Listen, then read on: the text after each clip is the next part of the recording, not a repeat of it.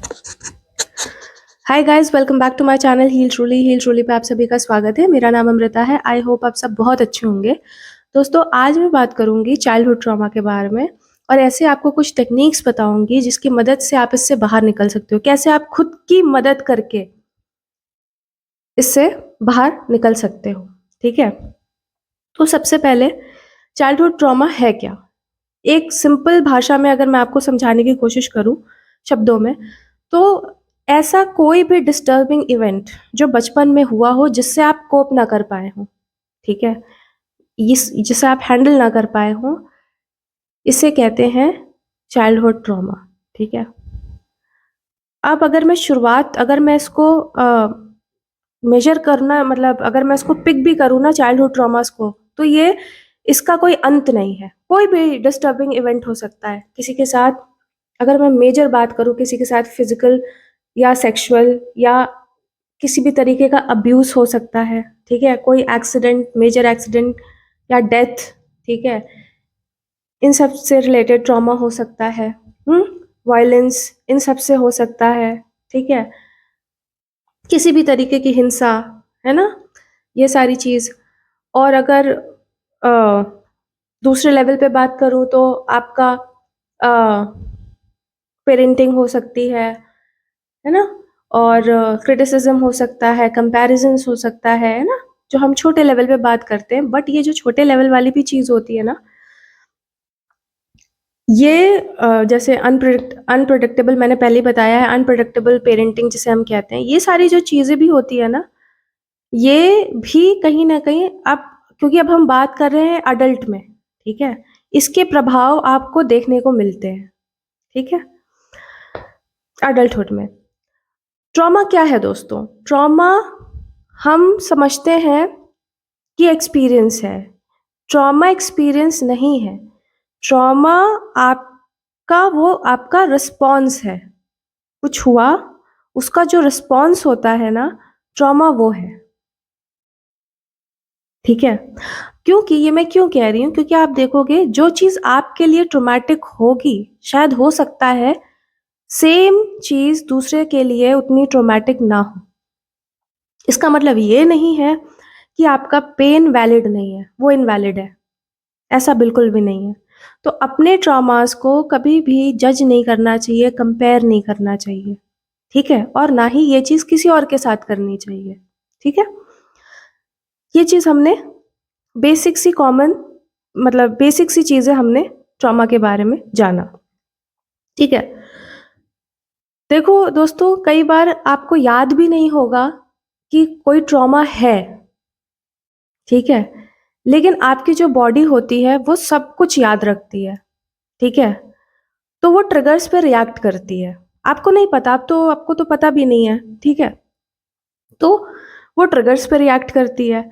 अब होता क्या है, कई बार आपने ऐसा फील किया होगा कि आप ऐसा सोचते हो कि यार मैं ऐसा, इस तरीके से मैं क्यों फील कर रहा हूँ। आपके पास कोई रीजन नहीं होता होगा, या मैं ऐसा क्यों फील कर रही हूँ।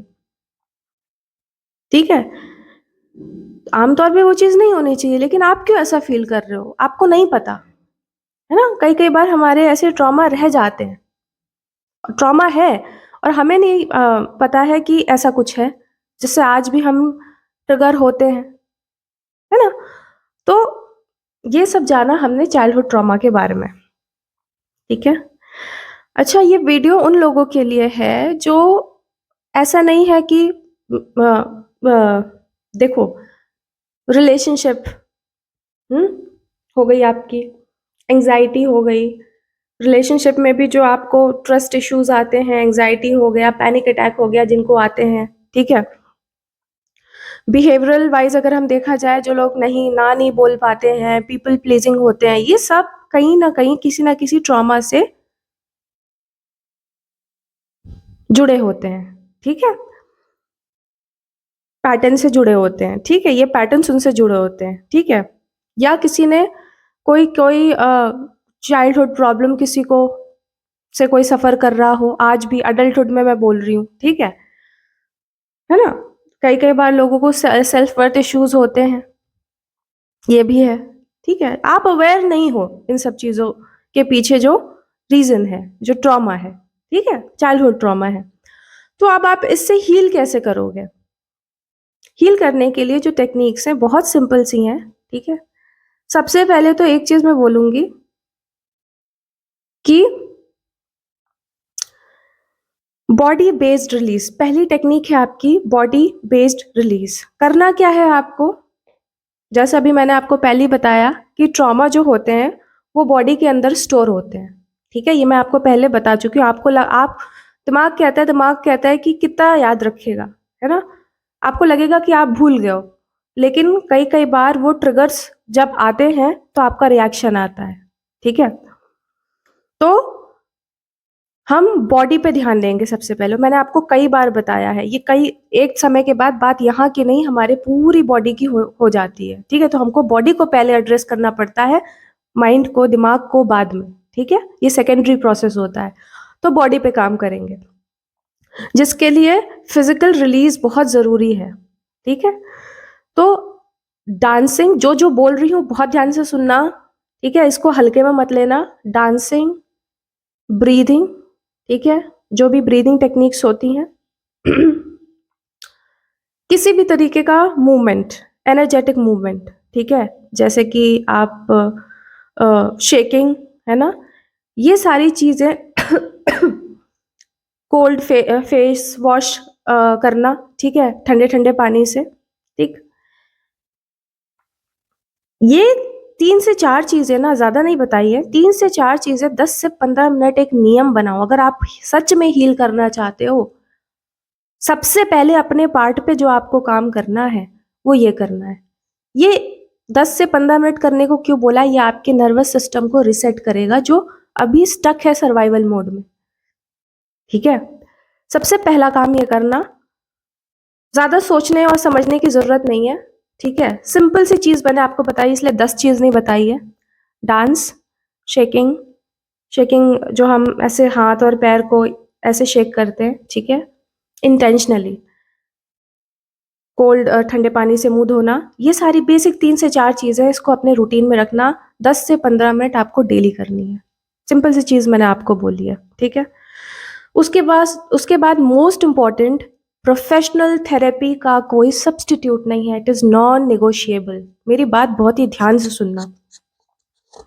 EMDR थेरेपी बहुत इफेक्टिव मानी गई है, 70 से 80% इसमें लोग ठीक हुए हैं, ठीक है।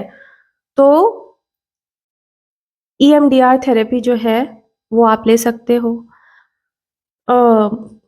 Trauma focused CBT, cognitive behavioural therapy आप ले सकते हो, ठीक है। ये किस में हेल्प करती है आपको CBT? ये आपके ट्रॉमा रिलेटेड जो थॉट्स हैं, ठीक है, थिंकिंग पैटर्न्स हैं, बिहेवियर है, इनको एड्रेस करती है, ठीक है।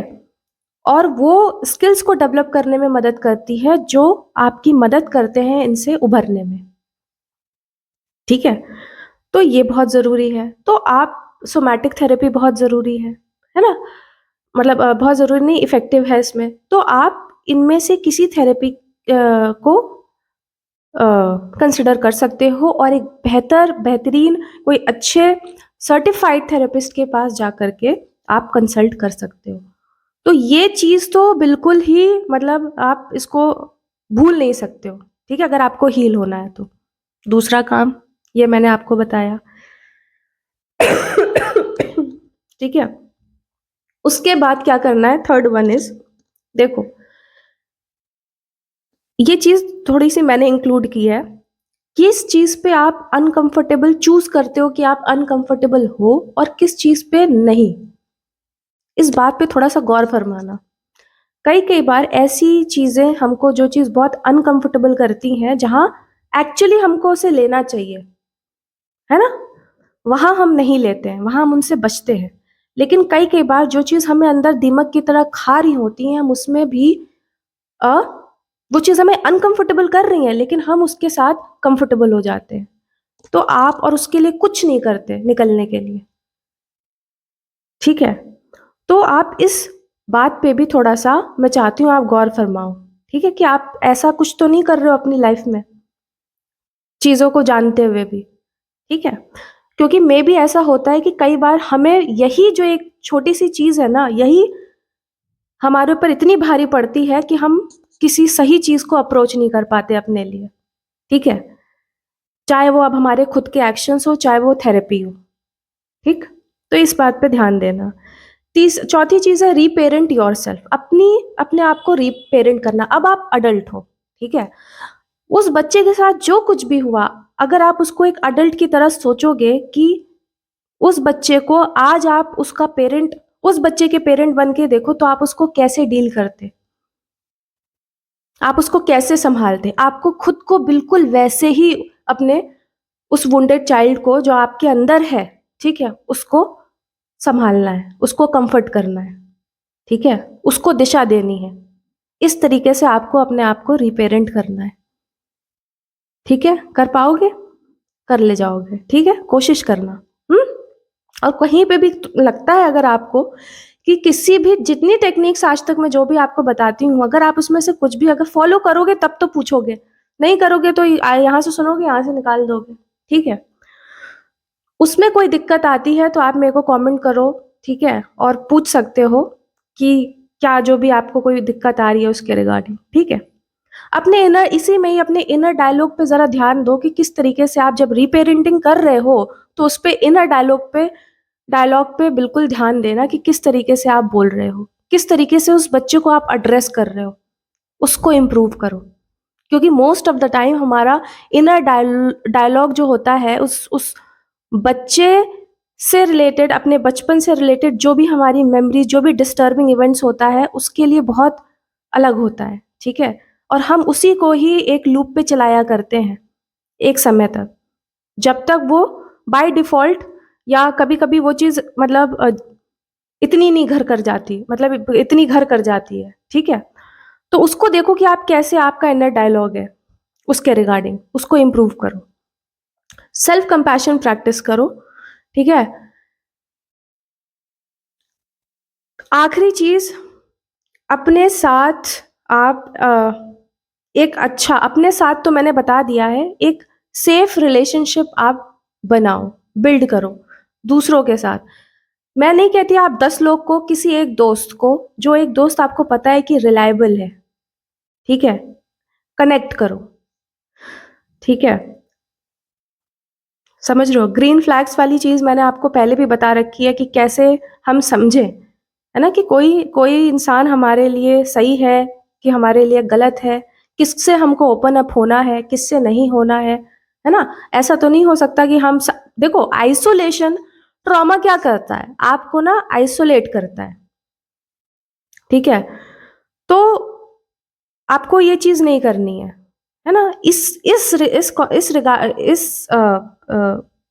कॉन्टेक्स्ट में मैं आपसे बात कर रही हूँ, जब मैं आपको ये वाला 5वां वाला पार्ट बता रही हूँ, टेक्नीक बता रही हूँ, कि आइसोलेट जो होते हैं ना हम, और एक हमारा परसेप्शन बन जाता है, ठीक है? इससे निकलने के लिए बहुत ज़रूरी है कि आप उन लोगों से कनेक्ट करो जो आपके लिए सेफ हों, ठीक है? जो आपके लिए राइट इन्फ्लुएंस हो। अब वो आप कोई कम्युनिटी ग्रुप, यानी कि अपने जैसे, जैसे आप सिचुएशन से गुजरे हुए हो, जो ट्रॉमा आप, या जिन्होंने, आप जैसे लोग जिन्होंने उसको ओवरकम किया है, उन लोगों से मिलो, ठीक है? ऐसे ग्रुप्स को ज्वाइन करो, ठीक है? जो ऑलरेडी हील हो चुके हैं, ठीक है?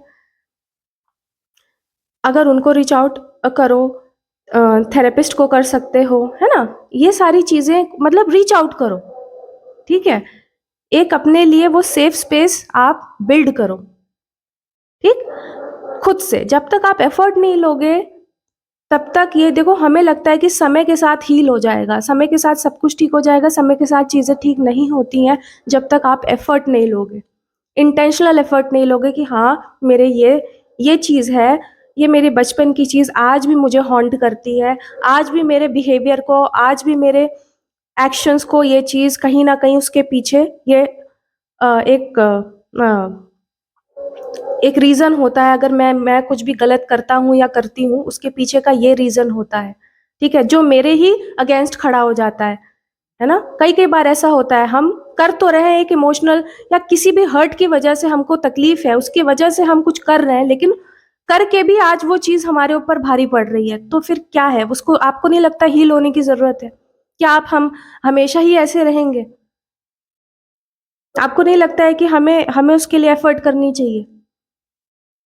ठीक है? तो सबसे बेस्ट है आप एक अच्छे थेरेपिस्ट को अपने आस-पास ढूँढो, ठीक है? और कंसल्ट करो, दिखाओ, ठीक है? तो आई होप आज आपने इस चीज़ के बारे में, मैं चाहती हूँ कि ऐसा कुछ अगर किसी के भी साथ हो तो ये वीडियो उनके लिए मददगार साबित हो, ठीक है?